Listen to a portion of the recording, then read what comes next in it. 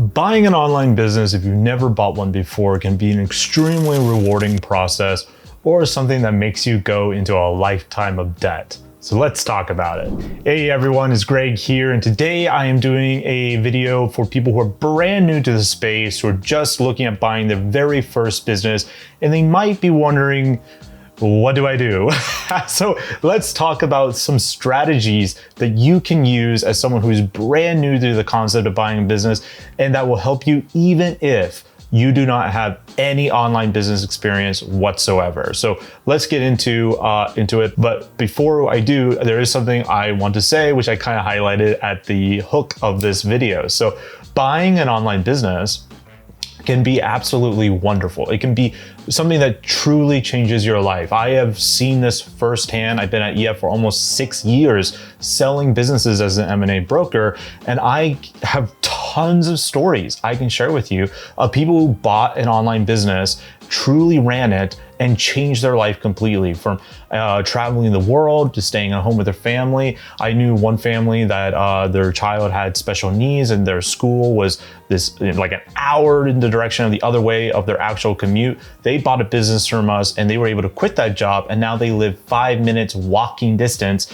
to that school to be able to spend more time with their kid. So it's not just about making money. It's really about your lifestyle that you can do, the kind of freedom that buying an online business can give you if you treat it seriously. Now, there's always a flip side to this, and I don't want you to leave this video without me emphasizing this. You could lose 100% of your money if you buy a business, because it's not like stocks or real estate in the sense that you kind of set and forget it. Well, especially with stocks, you have to do the work. So this is truly active investing. Passive investing is something like index funds, where you just throw in some money like a zombie and you look at it in 30 years, versus buying a business is active investing. There's a lot more work that goes into it, but with that work comes massive rewards, because if you do it well by buying an online business, you're taking the first step into doing what I call building your own economy, being your own economy. With the news of inflation going on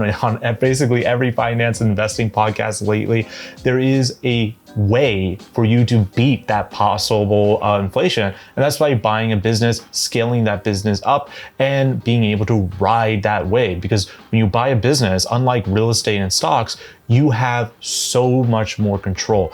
With stocks, you basically can do nothing except for hurry up and wait. With real estate, there are some stuff you can do to improve your rate of return, though it's really consolidated kind of in how you buy it. Versus a business, there's how you buy it and how you grow it, with that second one being incredibly important.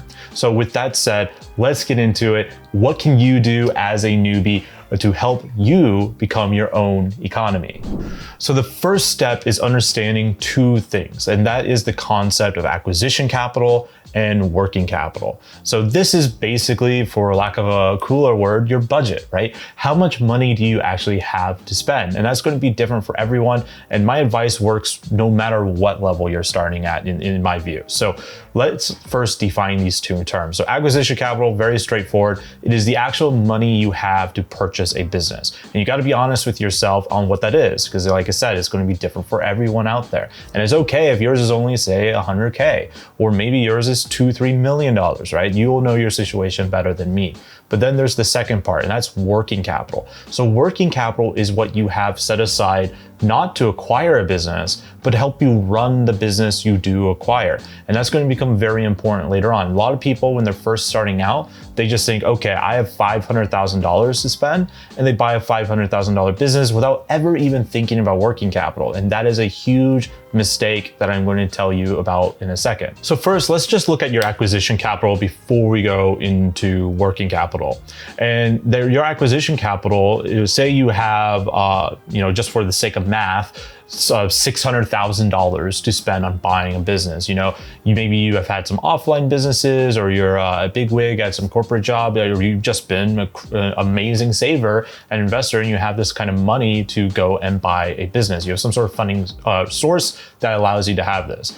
my advice for you is not to use that $600,000 to buy a $600,000 business or even a $500,000 business. Instead, what you should be looking at doing is splitting it into thirds. So 3 buckets of $200,000 each.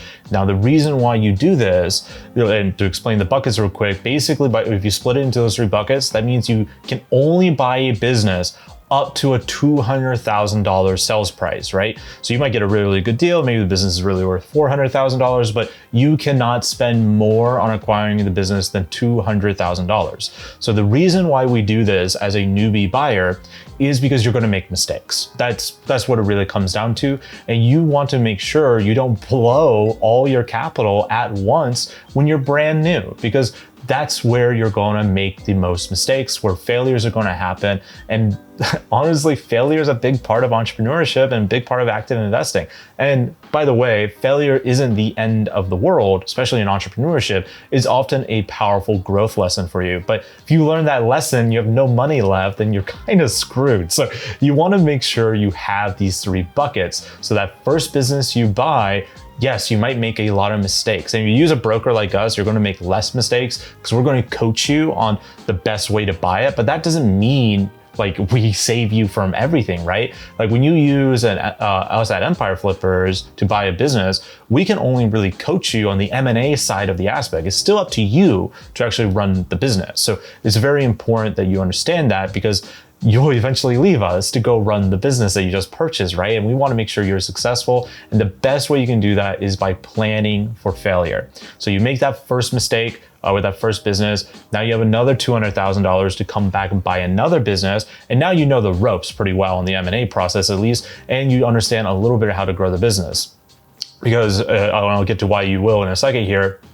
But the third business you come by, you will have no problem. You understand the process, and you probably have some pretty solid SOPs at this point for your misadventures in the previous 2 businesses. So what we're doing here is giving you the maximum amount of potential to still buy a solid business that could really move the needle for you, depending on your personal situation, but also to help you out in case there are failures, so you can keep coming up to the bat and take another swing, so to speak. So the reason why I said by the time you get to the second and third business, you'll know a bit more of how the business actually works, is because that's another tip for a newbie buyer.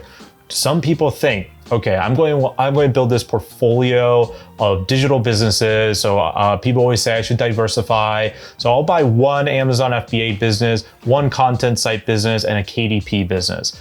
Bad move.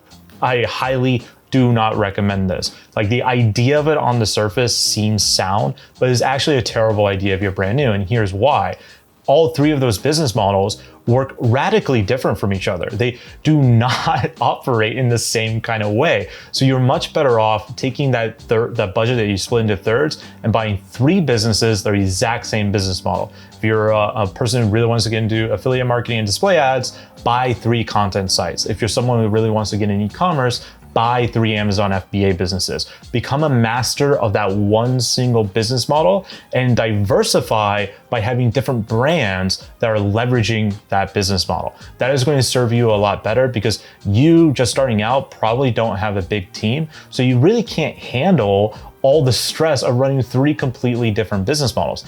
Even if the business models only take about 5 to 10 hours each to run and maintain, you'll never get to a place, or very unlikely, where you can really scale those businesses dramatically, because you just never really mastered the business model. You're spread too thin. So I only recommend buying different business models later on, when you are more of an advanced buyer and you know what you're doing and you understand the experiment you're about to embark upon, rather than set the cards against you when you're first starting out buying a business. Okay, so now let's talk about the working capital part. I mentioned people forget about this all the time. They only ever think about the acquisition side. But let me ask you something. If you bought say a $200,000 business with 0 working capital, and then a Google algorithm update happens, or Amazon changes its inventory policies, or Facebook shuts down your ad account, and that was the only traffic source you have, what are you gonna do? Well, if you had no capital outside of what you did to acquire the business, you're screwed. You're having a real shit day, right? So working capital is the the margin of error that allows you to make these mistakes, or when the world changes without your say, which is very common in entrepreneurship. A lot of people think, oh, I'm going to become an entrepreneur, I'm going to be the master of my own fate, fire my boss, I'll be my own boss. This is not true. You do become somewhat more of a master of your fate, but really you're trading in human bosses often for a cruel algorithm that has zero customer service and zero incentive to tell you how things work now. They don't care. Google doesn't care that you're upset that they changed the way that they rank websites, right? They do not care. So you got to remember that these kind of days are common. They will most likely happen. In fact, if you stay as an entrepreneur for the long haul, say 4 or 5 years, it is almost 100% certain you're going to have a day like this where you have to pivot dramatically. And that's just the internet for you, right? So by having working capital, you are basically baking in that margin of failure. Again, allowing you to fail. So in the Google example, Google changes their algorithm, you have working capital. Guess what you can do? You can hire an SEO consultant who is at the cutting edge of SEO and staying up to date. It has hundreds of testing websites and experiments they're doing. Their peer group is also doing a bunch of experiments. So they understand what's going on in the algorithm, right? You can tap into that because you have the working capital. Or when it comes to inventory at Amazon, say they do this crazy stuff like they were doing in 2020 that wasn't allowing products in, that working capital that you have set along the sidelines for emergencies will allow you to look into doing more 3PL or moving from an FBA business to say an FBM, fulfilled by merchant, right? So it just gives you options. And in the game of business, I always say if business was a chess game, your king is your net profit. You must protect that at all costs, but your queen is your liquidity. And the queen in business makes all the winning moves with chess, not in business, but in chess, but also in business. Liquidity is the most important thing, and working capital is basically your liquidity. It's your oh shit fund, right? So what I recommend, and this is a rule of thumb, isn't something you have to do, but I think it's a good rule of thumb especially for people just starting out who might not be super familiar with what they're doing, is to have 20% of the acquisition price in working capital. So again, if you bought a $200,000 business, using the earlier example, you would want a working capital of say $40,000 for your oh shit day or your growth, right? Because it doesn't just have to be an emergency fund working capital. You might take that $40,000 and set aside $20,000 as your emergency fund, and $20,000 is working capital to just go hard to grow the business as dramatically as possible, and also reinvesting all the profits into the business to reach that kind of scale. You can do anything you want. Just by having this working capital allows you to just have more options. And it's usually the businesses that have more options that will win in the end because they are more flexible, more nimble, and they can pivot better. So what I see in the space after working 6 years is that the big thing that leads to most entrepreneurs failing in their business isn't usually as much as their work ethic, because usually we're crazy, we're super obsessed doing all sorts of stuff. It's usually they're trying to grow too fast, they're trying to grow too much, too fast, and too soon. And the last part is the key to the other twos, because if you're just starting out, you don't have expert skills. You're not likely a crazy growth marketer. You maybe never even worked in the chaos that is a startup, right?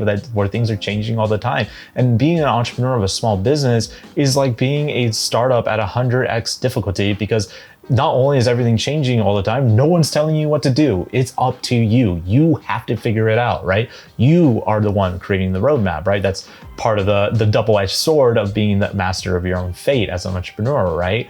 So I see this happen where entrepreneurs don't realize that growth can be just as dangerous as not making money in your business. So that is why I stress, as a newbie, as someone who is a newbie looking to buy a business, baking in margin of error. The more you can do that, the more you're more likely to succeed. And in general, you're going to have a lot more fun time, because nothing is worse than a business that grows by leaps and bounds just to realize the inefficiencies that you grew and scaled have grew right alongside with you, and now they're killing your business. So that's my quick video today. These are just some quick tips for newbie buyers. If you want more coaching on how to buy a business, click the link down below and you can schedule a call with our sales team. We're happy to coach you through it, no pressure at all. Talk to you later. Bye.